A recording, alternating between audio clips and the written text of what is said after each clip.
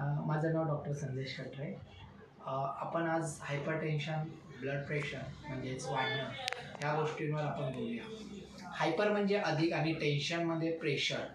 हा blood pressure नक्की काय असतो तर आपल्या रक्तवाहिन्या ज्या आहेत, आर्टरीज, त्याला आपण धमन्या असं म्हणतो. ह्या धमन्यातून जेव्हा रक्त पळत असतं तेव्हा रक्त पळताना 90 डिग्रीमध्ये जे ब्लड प्रेशरचे सेल्स भिंतींना त्या रक्तवाहिनीच्या प्रेशराईज करतात तेव्हा आपली रक्तवाहिनी अशी होत असते, हलत असते. हा जो प्रेशर आहे रक्तवाहिन्यांचा, ह्या प्रेशरला ब्लड प्रेशर असं म्हटलं जातं. नॉर्मली जो ब्लड प्रेशर आहे तो 120/80 म्हणजे 120 वरचा ब्लड प्रेशर, त्याला सिस्टॉलिक म्हणतात. डायस्टॉलिकच 80. नक्की काय असतं हे? हृदयाने 120 mmHgच्या प्रेशरने पंप केलेलं ब्लड, ते ब्लड जेव्हा हृदय आकुंचन पावतं त्यावेळी तो प्रेशर क्रिएट झालेला असतो त्या रक्तवाहिन्यांच्या कॉलममध्ये, आणि तो कॉलम ब्लड ते रक्तवाहिन्यांच्या शिरांना, धमन्यांना प्रेशराईज करत असतं. जेव्हा हृदय रिलॅक्स होतं तेव्हा सुद्धा तो प्रेशर असतो आणि तो 80 असतो. हे झालं नॉर्मल ब्लड प्रेशर. मग ब्लड प्रेशर, हायपरटेन्शन हे का महत्त्वाचं आहे? खरं तर रक्तवाहिन्यांची वयानुसार जी आतमध्ये इलॅस्टिक लेयर असतो, तो लेयर ट्युनिका मीडिया म्हणतात त्याला. हा ट्युनिका मीडियामधला लेयर हळूहळू कमी होत जातो वयानुसार.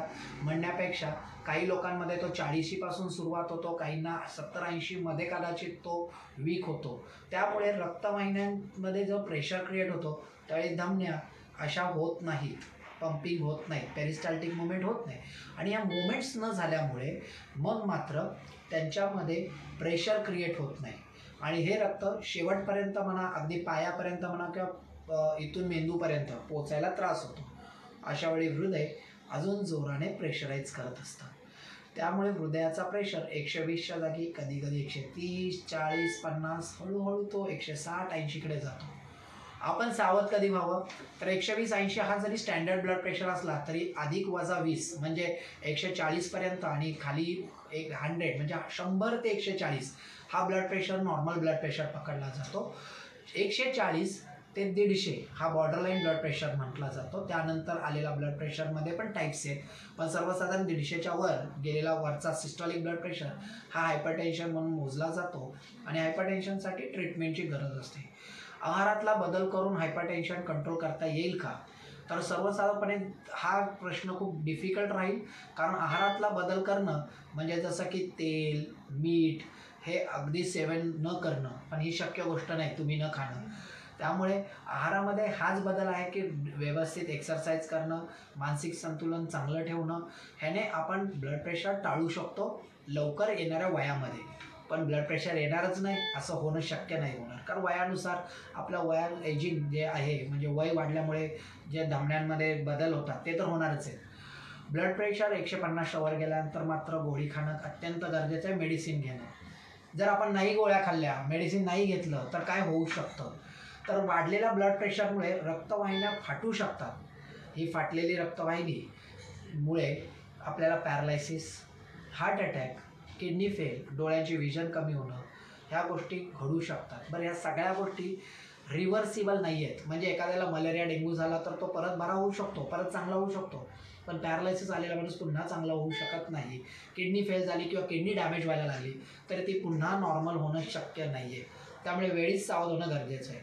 अजून एक, रक्तवाहिन्यांच्या आतमध्ये कोलेस्ट्रॉल किंवा इतर गोष्टी ज्या असतात चिकटलेल्या, हार्टचा जोराचा प्रेशर गेल्यामुळे कधी कधी ह्या कोलेस्ट्रॉलच्या जे आतमध्ये साचलेला थर आहे त्यातला एखादा कण जरी निघाला, सुटला, तर तो बंदुकीच्या गोळीप्रमाणे तो रक्ताबरोबर वाहत जातो प्रेशर बरोबर, आणि जर तो छोट्या रक्तवाहिन्यात अडकला तर मात्र तिथे ब्लॉक करू शकतो पुढच्या सगळ्या गोष्टींना. मग अशी कुठे कुठे छोट्या रक्तवाहिन्या जिथे तो ब्लॉक करू शकतो. हातापायांची काही गोष्ट नाही किंवा शरीराची, पोटाची, पण मेंदूमध्ये छोटेसे रक्तवाहिन्या आहेत, त्यांचे आकार खूप छोटा आहे, तिथे ब्लॉक होणं म्हणजेच आपण पॅरालायसिस म्हणणं वगैरे होऊ शकतं. हार्ट, हृदयाच्या ज्या आवरणे बाहेर, हृदयाच्या बाहेरच्या आवरणाला जो रक्तवाहिन्या असतात त्या खूप आकाराने छोट्या आहेत, तिथे ब्लॉक झालं तर मायोकार्डियल इन्फेक्शन, ज्याला आपण हार्ट अटॅक, सडन अटॅक म्हणतो, तो होऊ शकतो. म्हणजे यामध्ये तुम्हाला सिम्पटम्स मिळणं शक्य नाही आहे अजिबात, की मला छातीत दुखलं, घाम आला आणि मग मी डॉक्टरकडे गेलो, असं होणं शक्य नाही आहे. ब्लड प्रेशरमुळे सुटलेली बंदुकीची गोळी ही जी तशी असते ती कोलेस्ट्रॉलची एखादी गोळी, तर ती कुठेही अडकू शकते शरीरात. श्वासामध्ये अडकली तर इन्स्टंट डेथ पण होऊ शकते. त्याला पल्मोनरी एम्बोलिझम असं म्हणतात. सो म्हणून ब्लड प्रेशरला वेळीच कंट्रोल करणं आणि त्यासोबत ब्लड प्रेशरमुळे कोलेस्ट्रॉल किंवा इतर गोष्टींनाही वेळेवर कंट्रोल करणं गरजेचं आहे. धन्यवाद.